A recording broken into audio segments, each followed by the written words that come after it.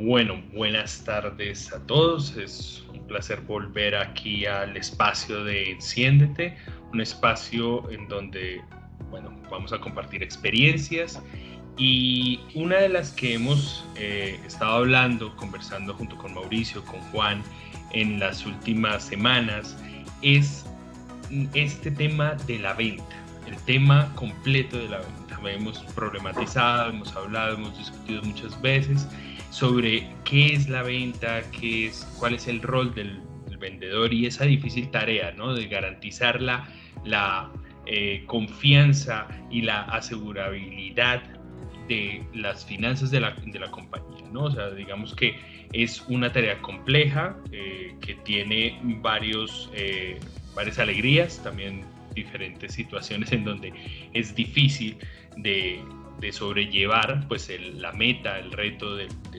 día a día, del mes a mes. Y pues por eso queríamos invitar en esta ocasión a un especialista, un experto, que sería Javier Jiménez, que nos acompaña el día de hoy. Javier es actualmente el gerente comercial de Ignite Online para Caribe y es el impulsor de un producto puntualmente de laboratorios virtuales que es Cloud Labs. Él lo hace y lidera toda esta estrategia comercial para Latinoamérica en cuanto a este producto. Él es mercadólogo, publicista del Politécnico Gran Colombiano. También, si no estoy mal, y Javi me corregirás más adelante, pues también eres ciudadano norteamericano, incluso tú vives en la Florida. Y bueno, desde allí tienes tu centro de operaciones y desde donde contactas a los clientes y llevas a cabo como tus estrategias, ¿no? Esas estrategias que son las que nos llaman a consultarte, ¿no?, a preguntarte varias en este espacio que tenemos en Enciéndete. Bueno, me gustaría empezar con algo más bien como lo más básico, lo introductorio, y es ¿cómo empezaste, Javier, en este tema del área comercial? ¿Qué te llevó a ser vendedor? Y un poco de tu experiencia inicial. Cuéntanos. Buenas tardes para todos. Muchas gracias a Sebastián y a su equipo por la invitación. La verdad es que pues, me siento contento de estar aquí y de poder compartir con ustedes parte de lo que hago, de lo que soy y lo que espero llegar en algún momento a hacer también. Soy colombiano, llevo aquí en Estados Unidos más de 17 años viviendo, pero de igual manera la primera experiencia que tuve en el sector comercial como asesor comercial junior fue en Colombia, al final de la década de los 90, principios de este nuevo siglo, donde pues aprendí de la mano de gente muy experta, de gente muy valiosa que obviamente sembró en mí parte de su experiencia, sus conocimientos, pero donde más he aprendido es en la misma calle, donde he logrado, digamos, hacer la conexión que hay dentro de todo el conocimiento que recibes en la academia y donde por fin cobra toda esa teoría algún sentido cuando estás frente a frente en una situación especial, ya sea porque estés diseñando una solución o porque estés haciendo parte de la misma. Entonces, siempre he estado en el área comercial. Empecé en el área de recaudación hace muchos años, donde la primera oportunidad que tuve con un cliente no fue vendiéndole, sino cobrándole. Entonces, es una experiencia, digamos que desde el último paso o el último eslabón dentro del ciclo de la venta, es donde a mí me permitieron empezar a tener por primera vez contacto con los clientes cuando eran las ventas, cuando era el cobro, perdón, y cuando era un cobro delicado o cuando era un cobro casi que especial o digamos con algún tipo de dificultad o algo así. Entonces ahí fue donde yo empecé. Yo recuerdo que me dieron un listado así gordote de cuentas por cobrar bien complicadas a nivel nacional. Esto fue con un laboratorio, con una compañía de equipos e insumos médicos en Colombia, y ahí empecé a tener los primeros contactos con los clientes. Y recuerdo mucho que en esa época hubo un cliente en particular en Bogotá que me decía, pero es que no sabíamos que le debíamos todo eso porque aquí nadie nos viene a cobrar. Entonces, inmediatamente como haciendo la retrospectiva de lo que pasaba, me di cuenta que había falta de seguimiento, había falta de de un doliente, de la presencia de alguien. Y así empecé como a tratar de conocer por qué teníamos ese tipo de problemas o por qué la compañía tenía ese tipo de problemas, digamos, en ese momento. Entonces, digamos que esa fue la primera experiencia que tuve con clientes y así sucesivamente empecé a tener más oportunidades, y también terminando el tema de la universidad, entonces por ese lado también iba teniendo más conocimiento y así fue que fui creciendo hasta el punto en que me convertí en un asesor comercial con una región bajo su responsabilidad y obviamente tratando de conocer y hacer parte de las soluciones que se brindaban en ese entonces, ¿no? Donde apenas estaban llegando la tecnología y donde apenas estaba llegando el email y todas estas cosas que obviamente hacen parte de esa herramienta esencial de nuestro día a día hoy, ¿no? Así empecé. Javi, ¿y en qué industrias estabas vendiendo? O sea, ¿con quiénes eran esas personas con las que tú interactuabas? ¿De qué sectores? Claro. Yo he tenido suerte en el ámbito profesional de la asesoría comercial. He tenido suerte porque siempre he estado dentro de mercados especializados. Nunca he estado dentro de la industria del retail o de digamos, mercados masivos o con soluciones o con cosas muy genéricas, no, sino que siempre he estado en mercados especializados. En ese entonces era en el mercado de equipos médicos y reactivos, y después salté al sector de la información, que es donde me encuentro hoy en día. Realmente que he sido estable, no he ido por muchos mercados, sino he tratado y he tenido la suerte también de poder estar cimentado y afincado en unos 2 o 3 sectores nada más. Y puntualmente ese mercado de la industria de la información, ¿cómo llegaste ahí? O sea, ¿cómo llega uno a este mundo de la industria de la información, bibliotecas, educación, colegios, universidades? Fue un golpe de suerte también, yo diría, o digamos conexiones. Tuve la oportunidad, muchos años antes de entrar al sector de la información, de conocer el que actualmente es mi jefe, ¿no? Lo conocí de manera involuntaria por medio de otra persona, un familiar de él, por un negocio que hicimos de un artículo, de un automóvil, algo así, no recuerdo.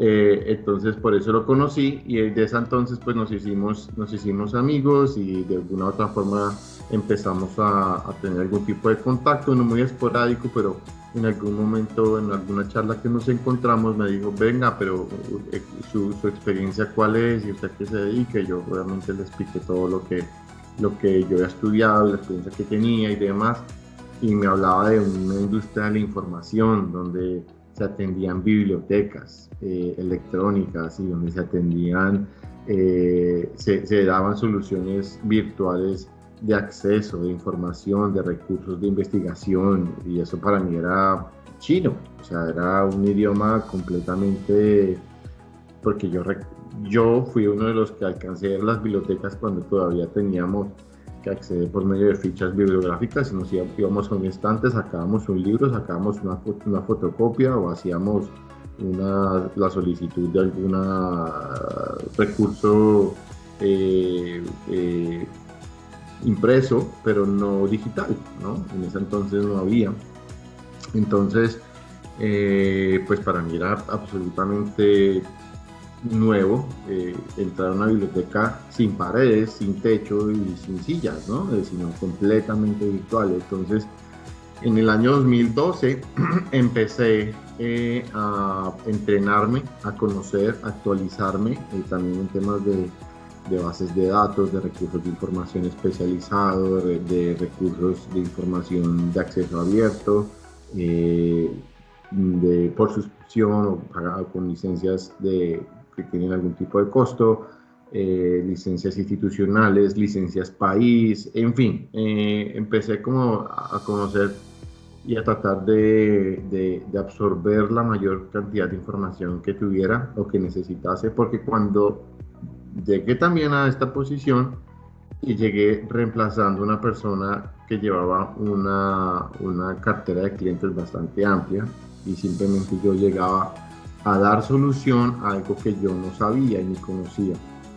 Y fue un reto interesante, lo sigue siendo, y creo que nos hemos mantenido vigentes y hemos tenido algún tipo de crecimiento sostenible que nos ha permitido estar donde estamos, ¿no? Sí, es interesante porque has tenido un acercamiento con estos mercados especializados, y esto debe requerir en algún momento como algún proceso especial de aprendizaje del mercado.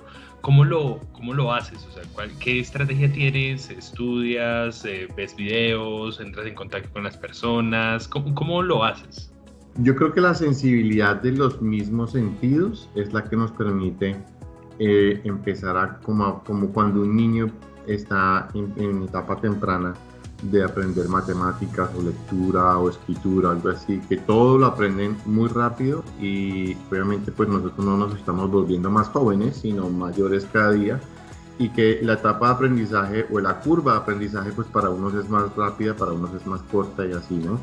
Pero digamos que lo que sí es que es cierto y lo que concibo yo es que los sentidos se empiezan a activar de acuerdo a tu necesidad o de acuerdo a la intención con la que tú te permitas dar solución al reto que tienes enfrente.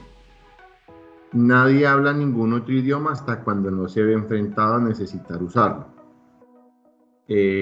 O no es que nadie, pero sí, digamos que hay una motivación adicional, ya sea de sobrevivencia, ya sea de orgullo. Orgullo me refiero al querer no poner barreras, sino sobrepasar alguna barrera por medio de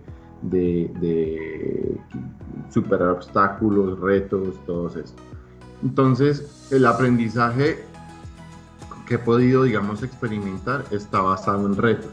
Basado en retos es basado en poder tener una situación enfrente, la cual yo necesito aportar para que se supere e intervenir con cordura comercial para que eso se lleve a un feliz término, siempre cuidando las dos partes. Entonces, ¿de qué me alimento yo? De la sensibilidad de los sentidos, el saber escuchar, y el saber, digamos que colocar las piezas que tienes a tu disposición o a las herramientas que tienes a tu disposición para llegar al objetivo que es dar una solución, ¿no? Entonces, eso es lo que mayormente hago, pues adicionalmente mantenerme informado, actualizado, y consultando, escuchando también de los que tienen más experiencia, que siempre hay alguien que te aporta, y ese tipo de cosas son las que más hago todos los días.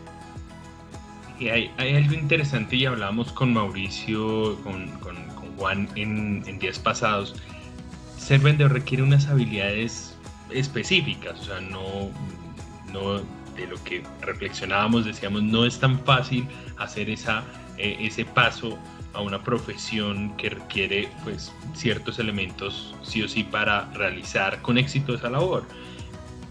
¿Cómo desarrollas esas habilidades, esas fortalezas tuyas en la venta? ¿Que haces algún tipo de ejercicio así como no sé que montas bicicleta y eso requiere un entrenamiento, como tú sabes, requiere una disciplina y demás? Entonces igual supongo que debe ser en la venta, debe haber como una especie de disciplina, de método para realizarlo. ¿Tienes alguno? La metodología que más aplico es la de tratar de colocarme en los zapatos del otro, o sea, sin salirme de los míos. Yo voy persiguiendo el que la compañía, la marca, el producto que yo represente, pues tenga la oportunidad de posicionarse en X o Y lugar y ser realmente, o que responda a las expectativas que tiene el cliente, y que nosotros también tenemos del mismo producto al poner nuestra imagen y ofrecerlo en algún lugar. Y como segunda medida, el otro ejercicio que hago es el de escuchar mucho, saber escuchar, entender cuáles son las necesidades o cuál es la expectativa que tenga, corregirlas si es en su caso. Y me pasa muy común que a veces el mismo cliente requiere, me pasa comúnmente que el cliente necesita y requiere que nosotros le demos un poquito más de claridad de qué realmente es lo que el cliente necesita, y encontrar ese punto de quiebre es a lo que yo me dedico. Digamos que encontrar cuál es la dolencia que tiene el cliente. El dolor no es únicamente, digamos que una situación compleja, ¿no? El dolor es simplemente que algo que el cliente necesita y que no sabe que lo necesita, o si sabe que lo necesita, digamos que redirigir ese concepto de necesidad basado en las características de la solución que yo le pueda proveer. Muchas veces no somos los que proveemos la solución, ¿sí? No, muchas veces, y tenemos que tener la suficiente sensatez profesional para dejarle saber eso también al cliente. Mire, yo no soy la persona o la compañía que le pueda a usted solucionar este problema, pero yo sí sé quién lo hace, ¿sí? O creo que usted mismo lo puede hacer.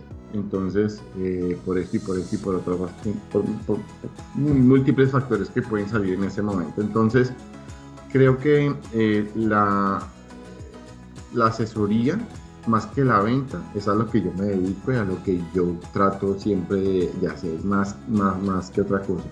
Y lo veo todos los días llegan a mí emails, referidos, personas que no me conocen, llamadas a mi celular de gente que no me conoce, pero que un fulanito de tal le dio mi teléfono porque usted hizo. Y ese tipo de cosas y de conexiones son las que nos llevan a decir, oiga, hicimos un buen trabajo en el pasado, que tuvimos la oportunidad de tener el boca a boca que nos llega, y que nos llegan más prospectos y demás, es porque de pronto hicimos alguna buena labor en el pasado. Sí, no solamente dando una solución, sino también con total franqueza diciendo, no somos, pero sí sé quién lo hace. Y fíjate que en ese escenario que estás planteando, y bueno, al principio de la conversación mencionabas, por ejemplo, yo no estuve en otros tipos de venta, por ejemplo, como es el retail o otras mecánicas de venta. Uh-huh. Ya es algo muy especializado, que es la venta consultiva como tal, y lo mencionabas ahora, ¿no? Estás más relacionado con ser un consultor. ¿Cómo haces para llegar a identificar esas necesidades puntuales, por ejemplo, en una biblioteca? O sea, porque hay muchos imaginarios detrás de eso, ¿no? Pero uh-huh. ¿Cómo llega una persona que no es del gremio puntualmente de las bibliotecas a detectar esas necesidades y a responder con un producto, con un servicio, incluso con esa respuesta, con ese acompañamiento que tú le haces? Uh-huh. ¿Qué estrategia se lleva ahí detrás? Mira, cuando uno no está en el día a día de las cosas que hace el cliente o las cosas que llega a necesitar del cliente, se vuelve, cuando uno llega y está frente a él y estamos hablando de que necesito esto, necesito lo otro, por esta, por X o Y razón, lo más importante de todo esto es saber entender. O sea, la respuesta no la tengo yo nunca, la respuesta la tiene el cliente. Muchas veces la necesidad él la expresa, ¿sí?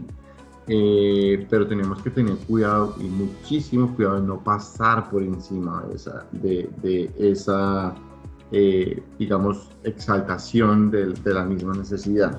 Tenemos que tener la suficiente destreza para poder entender dónde o cómo podemos llegar a solucionar algo muy exacto, muy puntual, debido, digamos, a los argumentos o a las, diría yo, que a los mismos insights de lo que la gente está esperando a poder dar solución.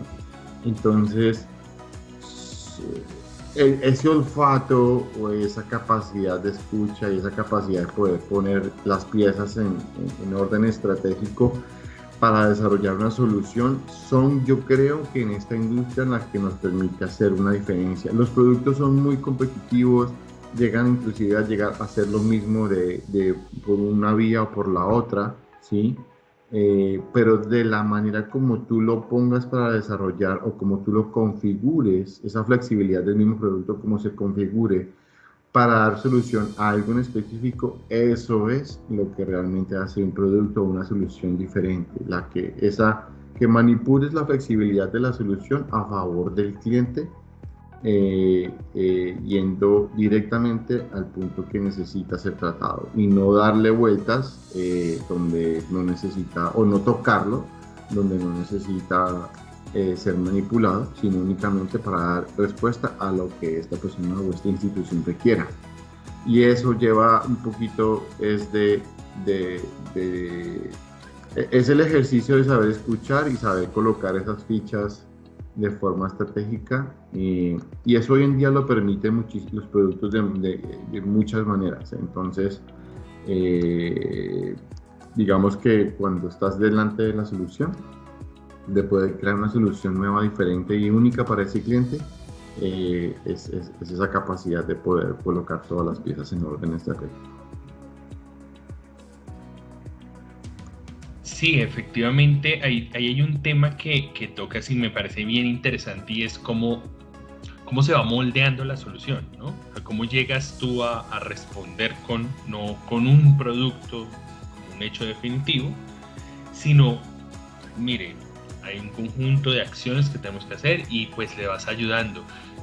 Yo creo que creo que te puedes conectar con varias experiencias, pero ¿te ha tocado alguna vez asesorar a algún director de biblioteca o un director de una institución o algo con un camino? ¿Tienes una experiencia así que tú recuerdes y digas como, sí, esta me enseñó, aprendí, pudimos recorrer un camino, aprendimos de lado y lado? ¿Tienes una experiencia así particular? Hay varias en realidad, hay varias. Digamos que la más reciente es con una universidad en República Dominicana, una universidad privada de gran prestigio, donde ellos, por temas de pandemia, querían solucionar cómo brindar y cómo mantener alta y activa la motivación de los estudiantes para evitar la deserción de los mismos y para evitar que la matrícula decayera, que obviamente cuando una matrícula decae, pues obviamente empiezan a desbaratarse o a caerse toda la infraestructura o todo el andamio que ellos tienen de determinada carrera o determinada oferta académica. ¿Por qué? Porque entre menos alumnos, pues menos profesores, y entre menos profesores, pues más desempleo, y así sucesivamente. Hay una cadena imparable de sucesos que caen y empiezan a verse afectados. Entonces, nuestra solución fue básicamente el poder dar acceso muy rápido a algunos tipos de simulación, algunas soluciones de simulación de laboratorios en las cuales los alumnos iban a poder seguir haciendo sus laboratorios desde casa, pero con un aditamento especial, y era que corríamos con el enemigo público en ese momento, que era el factor tiempo, ¿no? En tiempo, casi que por cronómetro, cómo lográbamos implementar una plataforma y una solución de esas. Entonces, Cuando digamos, presentamos nuestra oferta basada en oferta económica y basada en componentes de acceso y contenido, basada obviamente en la evaluación económica, pues llegamos a un acuerdo muy rápido y muy fácil que nos permitió movernos con libertad al momento de hacer una implementación. Entonces, ese tipo de experiencias lo que hace o lo que permiten es también saber que cuando hay disposición de las dos partes se pueden llegar a acuerdos muy buenos, muy efectivos y sobre todo muy rentables para las dos partes. Nosotros pues hicimos una venta que es digamos que una mención de honor para mostrar afuera con nuestros clientes, pero por otro lado ellos como clientes resolvieron un problema muy puntual, muy exacto, y que estamos viendo que se puede replicar en muchas instituciones a nivel Latinoamérica en tiempo récord, ¿no? Y digamos que historias hay muchísimas, innumerables, pero esa es la más reciente y es la que me ha dejado muy, muy satisfecho porque cuando hay un cliente satisfecho en un mercado especializado también es igual a mercado pequeño. Los mercados de este tipo tienden a ser evaluados por otros posibles clientes y que podemos mostrarlos con gran orgullo afuera, ¿no? Entonces, eso nos ha llevado también a ser reconocidos en otras instituciones y creo que vamos caminando digamos, firmes en poder llegar a nuestra meta de este año que ha sido, pues, upside down para muchísimos. Es un año típico. Sí, para el 2020 sí salimos victoriosos con los planes que hicimos en enero, cuando no sabíamos lo que nos venía. Si llegamos a una meta y si llegamos a alzar los brazos al final de la carrera del 2020, debemos darnos por bien servidos, porque no muchos yo creo que pueden decir lo mismo. No muchos sectores, ¿no? Claro, es que es un reto para para todas las empresas. Este año es todo un reto. Pero y por esa misma línea, ahora se me ocurría pensar, ya que tienes esa visión del cliente, su necesidad y todo eso, pensemos un poco, si tú tienes como enumeradas esos retos que debe afrontar, digamos, la biblioteca, la educación. ¿Has pensado en eso? O sea, dices como, sí, este es el reto más importante que tiene ahorita actualmente la educación. ¿Cómo lo ves? ¿Cómo lo has pensado?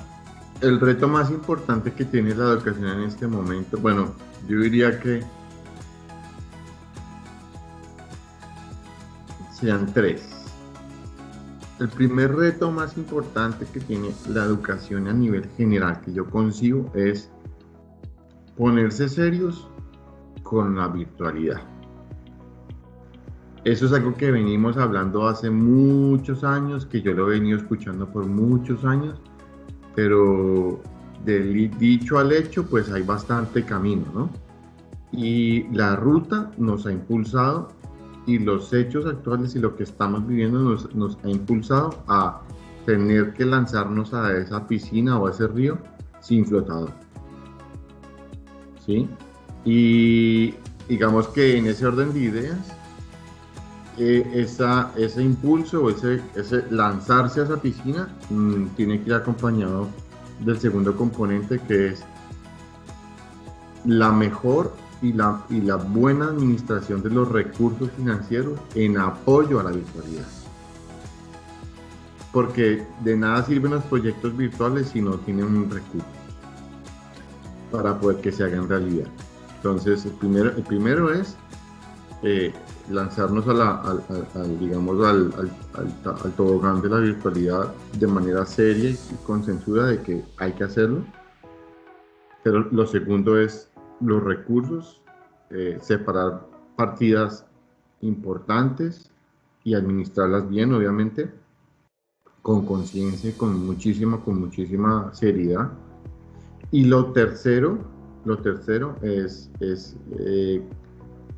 digamos que a nivel general hablo de docencia, directores de bibliotecas, usuarios, es usar los recursos. De nada sirve una inversión, una solución gigantesca, de nada sirve sin el compromiso de todos los que están interactuando dentro de esa misma solución, ya sea maestros. Bueno, empecemos desde vicerrectorías, rectorías, direcciones financieras, y ya bajando al nivel del campo o del field de batalla, que serían los maestros, los estudiantes, y aún así, pues los directores de biblioteca, obviamente, y vicerrectorías académicas, pero también los padres de familia. Que no vean que cuando su hijo está accediendo a un curso virtual va a quedar a medias, que no perciba que va a quedar que por el hecho de que no pise un recinto físicamente va a tener una retribución académica de bajo o de medio nivel, porque para eso es que se toma con toda la seriedad. Entonces, los tres componentes que yo veo, los retos importantes, los repito: la seriedad en la implementación de virtualidad. Lo segundo es la asignación y la buena utilización de los recursos financieros. Y la tercera, el compromiso de todos los que están allí para que el uso se incremente y el uso con resultados medibles y de calidad. Claro, tienes toda la razón. Yo creo que de una u otra manera ahí se ha visto un parte de improvisación en Sí. esta serie de implementación de tecnologías, ¿no? Mm. Improvisación en muchos niveles, ¿no? O sea, metodológicas, financiera, Didáctica. la misma infraestructura tecnológica. Sí, es bien interesante esta lista de retos que sí debemos tener en cuenta. Quería hacer un ejercicio contigo y es problematizar un poco esta relación más humana que tiene el vendedor. Yo creo que una de las situaciones complejas que tiene el vendedor, yo digo que es una herramienta que carecemos varios profesionales, la resiliencia, ¿no? Levantarse después de un no, levantarse todos los días, tener clara la meta al final. Hay unos temas que se tensan, ¿no? Hay algunos conceptos que se tensan, por ejemplo, como estar en una compañía. En este caso, pues tú estás en Ignite, tienes unos compañeros comerciales, tienes unos colegas, tienes unos amigos, incluso creo que podría decir que hay relaciones comerciales que tú tienes y se vuelven, esos clientes se vuelven amigos a largo plazo. ¿Cómo conllevas eso? ¿Cómo convives con cómo equilibras esas diferentes tensiones entre amigos, colegas, compañeros, estando desde tu lugar de enunciación de la parte comercial? Esa es una muy buena pregunta, porque ahí es cuando se mide realmente el grado de madurez que uno vaya adquiriendo en esto.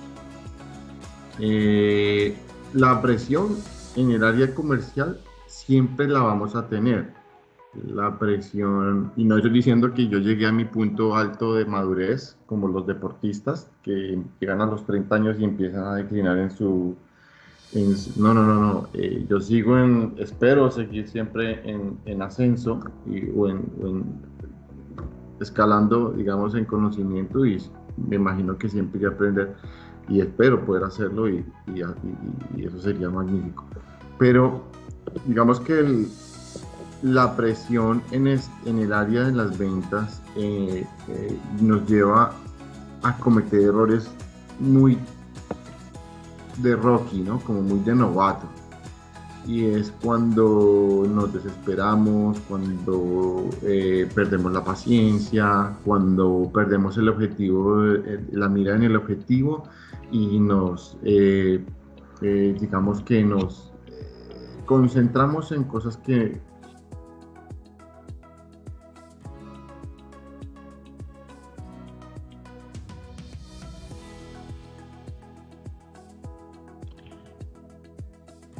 Javi, creo que tienes el micrófono cerrado. disculpen. Ahora sí.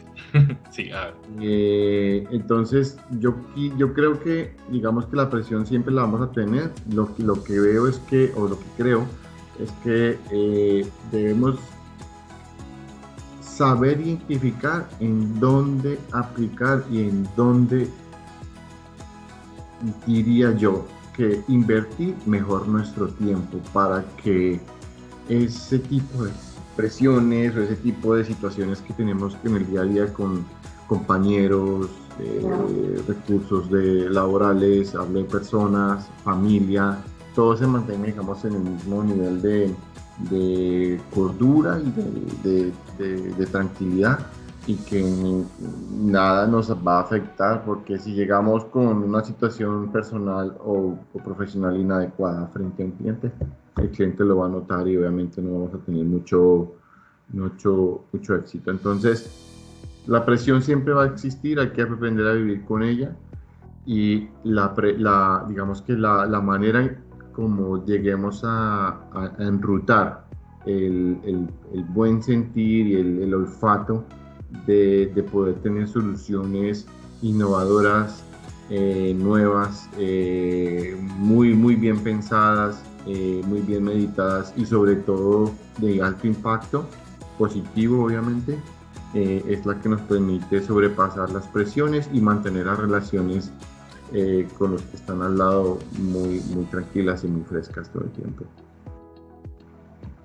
Y es interesante un tema que mencionas ahí, y mantener las presiones. Entonces, hay una parte de templanza, de talante ahí de la persona, o sea, no lo hace todo el mundo. Y me gustaría preguntarte sobre cuáles son esos principios que tú vives en el momento de hacer esa venta. O sea, se la haces a colegas, amigos, personas de mucho tiempo. Entonces, de por medio hay unos principios que, pues, sí me gustaría preguntarte, bueno, ¿cuáles serían? Que tú digas como, este es mi top de principios que cuando yo me siento con un cliente, los tengo siempre a la mano. Sí, yo diría que son por ahí unos 5. El primero, sí, decir siempre las cosas como son, con la verdad. Prometer lo que se puede, con lo que se puede cumplir, no prometer con algunas cosas que no se pueden, simplemente por el hecho de obtener una venta o poder tener una factura. No cometer errores que van en contra de valores y principios. Lo segundo es no cobrar más de lo justo, ¿sí? Una solución tiene un precio, y la solución nunca será ventajosa en la área financiera bajo ningún punto de vista, sino será una venta adecuada y llevada, digamos, a los parámetros reales de su valor, ¿no? Lo tercero es darle algunas tareitas al cliente para que el cliente se identifique con la construcción o con el diseño de la solución, y para que también él aporte. Cuando el cliente aporta la solución, el cliente se apodera, se apropia, y el cliente defiende la idea. Cuarto, yo diría que conocer muy bien tu producto. Bueno, eso digamos que es en todas las áreas o en todos los steps de la venta. Conocer muy bien tu producto, pero también, sobre todo, conocer cuáles son las debilidades de tu producto, ¿sí?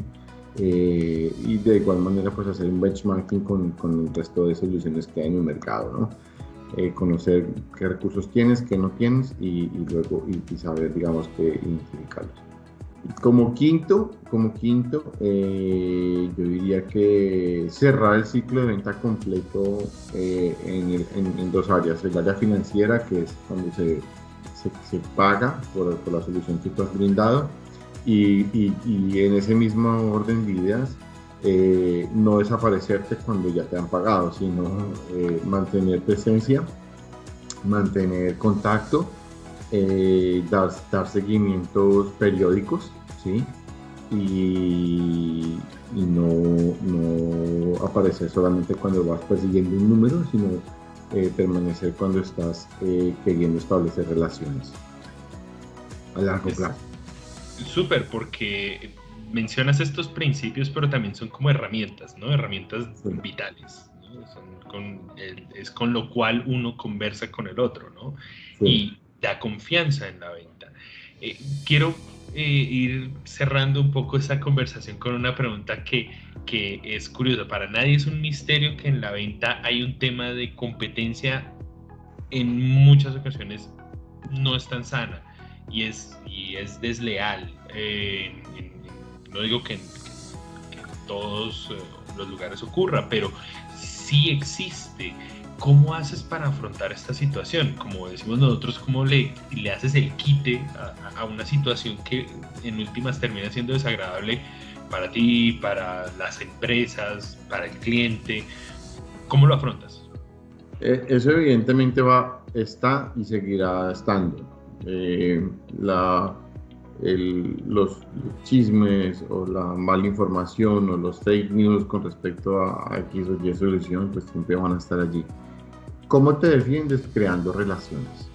Si tú creas relaciones basadas en principios y valores, tu actuar te va a permitir tener ese grado de confianza para decir soy o no soy quien ellos dicen que soy, ¿sí? O lo que mi solución dicen que es. Entonces, si creas relaciones basadas en principios y valores, confianza, transparencia, todo este tipo de cosas, el producto te respalda o la solución que tú has diseñado te respalda por tu propio actuar, digamos que es el testimonio de lo que tú puedes ofrecer. Si tu proceder no es el correcto en el área comercial, tu producto no va a durar y no estaría posicionado en ningún sitio o en muy pocos, y eso también lo perciben los mercados tan pequeños como este. Entonces, digamos que en cierto modo no me preocupa tanto lo que hablen de mí, sino me preocupa es lo que el cliente percibe de mí al final. Sí, es que es una línea delgada, pero pues digamos que cuando se tiene en cuenta lo que nos has mencionado en los principios, creo que por eso mencionaba, es una muy buena herramienta.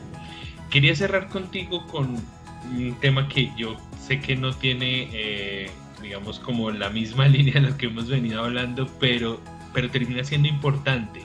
Y bueno, los que hemos tenido la oportunidad de trabajar contigo, creo que tenemos claro qué podrías responder, pero ¿qué actividades te desconectan del día a día y que te conectan también contigo mismo? Esos hobbies, esas pasiones que lo hacen a uno vibrar y mantenerse en línea, ¿no? Llega un punto en la vida donde uno tiene que tener en cuenta que el equilibrio general para evitar las presiones o para saber manejarlas van más desde no de lo que te afecte, sino de cómo tú las recibas y cómo las manejes. Entonces, y eso todo, digamos que empieza a reflejarse en tu físico o en tu situación, cómo tú te percibas y te sientas y cómo estás con los niveles de energía del día a día. La manera con la cual yo, digamos que me mantengo o trato de mantenerme activo, vigente, despierto, actualizado, es basada en el deporte, ¿sí? Evidentemente el deporte ha sido un factor una aportación gigantesca en mi vida, ¿no? Entonces, para bien, en todos los sentidos. Entonces, digamos que encontrar el nivel asociado a no perder esas buenas costumbres, pues es lo que me ha permitido generar ideas, seguir persiguiendo el objetivo, no desfallecer en el intento. Siempre hay nos, siempre hay situaciones en que se es más eficaz, otras en no tanto, pero digamos que esos niveles de energía no pueden faltar, y en mi caso pues son suministrados por la actividad física, el deporte en este caso. Entonces allí es donde trato de no perder esa buena rutina, digámoslo así. Fenomenal. Javier, de verdad, muchísimas gracias por este espacio. Yo creo que la idea de esto es que aprendamos, reconozcamos pues un gran trabajo, un gran aporte que has hecho, bien sea a la profesión, bien sea a la industria de la información. Y bueno, yo aspiro que podamos compartir más espacios así o bueno, profundizar un poco más de temas en el futuro. De verdad te agradezco mucho a Francisco, a Mauricio, que como siempre hemos estado en estos espacios de Enciéndete. Pues nada, invitarlos pues a seguir en contacto con nuestras transmisiones, con las grabaciones, el podcast y bueno, con este nuevo formato que tenemos también en video. Y de verdad, muchísimas gracias. Y pues nada, los estaremos esperando y viendo en los diferentes episodios que vamos a ir emitiendo de esta segunda temporada. Muchas gracias. Gracias a ustedes, siempre un placer y aquí cuando necesiten estaré para apoyar y aportar en lo que más pueda. Un placer. Vale, mil gracias.